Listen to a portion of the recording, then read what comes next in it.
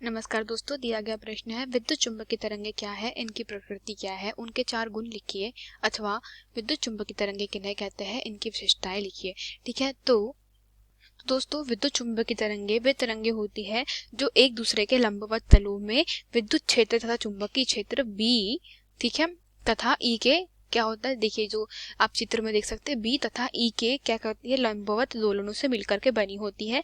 और जो इनकी जो तरंग संचरण की दिशा होती है, ये दोलन जो होते हैं वे तरंग संचरण की दिशा के कैसे होते हैं, लंबवत होते हैं। अर्थात देखिए वाय अक्ष पे क्या, अगर वाय अक्ष पे विद्युत क्षेत्र ई प्रदर्शित किया जाए और जेड अक्ष पे चुंबकीय क्षेत्र भी प्रदर्शित किया जाए, तो इन दोनों के जो लंबवत दोलन हो गए उनके कारण क्या हो जाएगी, इनके लंबवत दोलनों के तलों में विद्युत क्षेत्र और चुंबकीय क्षेत्र की गति से बनी होती है। तो हम लोग कह सकते हैं जो दोलन संचरण की दिशा के लंबवत हो गए, अर्थात ये तरंग संचरण की दिशा मान लीजिए किस अक्ष में है, एक्स अक्ष में है, तो जो दोलन होंगे वो कैसे होंगे, तरंग संचरण की दिशा के लंबवत, अर्थात वाय तथा जेड अक्ष पे होंगे। वाय अक्ष पे जिसका दोलन होगा वो कौन सा क्षेत्र है, वह विद्युत क्षेत्र है, तथा जेड अक्ष पे जिसका दोलन हो रहा है जो हरे रंग से प्रदर्शित किया गया है वह कौन सा है, वह बी अर्थात चुंबकीय क्षेत्र है दोस्तों। ठीक है, तो अगर हम लोग इसके आगे बात करते हैं कि जो विशेषताएं होती है या इसकी प्रकृति किस प्रकार की होती है, तो दोस्तों जैसे कि हम लोग जानते हैं, अगर किसी भी तरंग संचरण जो लंबवत दोलन हो रहे हैं वे कैसे हो रहे हैं, तरंग संचरण की दिशा के लंबवत हो रहे हैं। ठीक है, तरंग संचरण की दिशा के लंबवत होते हैं।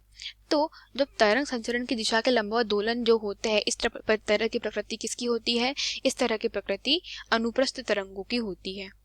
ठीक है, तो हम लोग कह सकते हैं जो विद्युत चुंबकीय तरंगे होती है उनकी प्रकृति किस प्रकार की होती है, अनुप्रस्थ प्रकार की होती है। अगर इनकी विशेषताओं की बात करें हम लोग, तो इनकी विशेषता कुछ इस प्रकार से है। जो पहली विशेषता है दोस्तों कि यह जो वायु या निर्वात में भी गमन कर सकती है, इन्हें माध्यम की आवश्यकता नहीं होती है। ठीक है, वायु या निर्वात में गमन कर सकती है, माध्यम आवश्यक नहीं है। दूसरा इनका विशेषता यह हो जाएगी कि यह इनकी जो चाल होती है वायु या निर्वात में, वो चाल होती है प्रकाश की चाल के बराबर, अर्थात 3 × 10⁸ मीटर प्रति सेकंड के हिसाब से यह गति करती है। तीसरा अगर इसकी विशेषता की बात करें दोस्तों हम लोग, तो क्या होती है कि ये तरंगे जो होती है वे दोलायमान आवेश से उत्पन्न होती है। ये तरंगे दोलायमान आवेश से उत्पन्न होती है।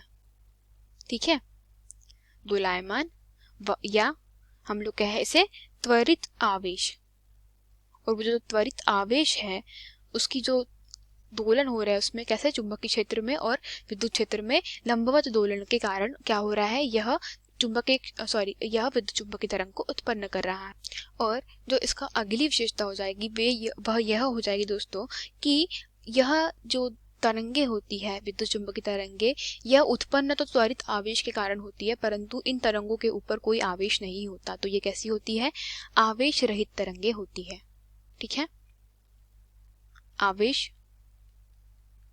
रहित तरंगे होती। तो दोस्तों हम लोग कह सकते हैं कि जो विद्युत चुंबकीय तरंगे होती है वो किसके कारण बनती है, यह ई तथा ये जो आप देख सकते हैं, यह जो येलो लाइन है वो किसको प्रदर्शित कर रही है, वह ई को प्रदर्शित कर रही है, विद्युत क्षेत्र ई को, और जो हरे लाइन मतलब जो हरे दोलन है वे किसको प्रदर्शित कर रहे हैं, वे चुंबकीय क्षेत्र बी को प्रदर्शित कर रहे हैं। और ये दोनों दोलन आपस में कैसे है, एक दूसरे के लंबवत हो रहे हैं। ठीक है, तो इन्हीं के लंबवत दोलनों के लंबवत जो तरंग संचरण होती है उसे क्या कहते हैं,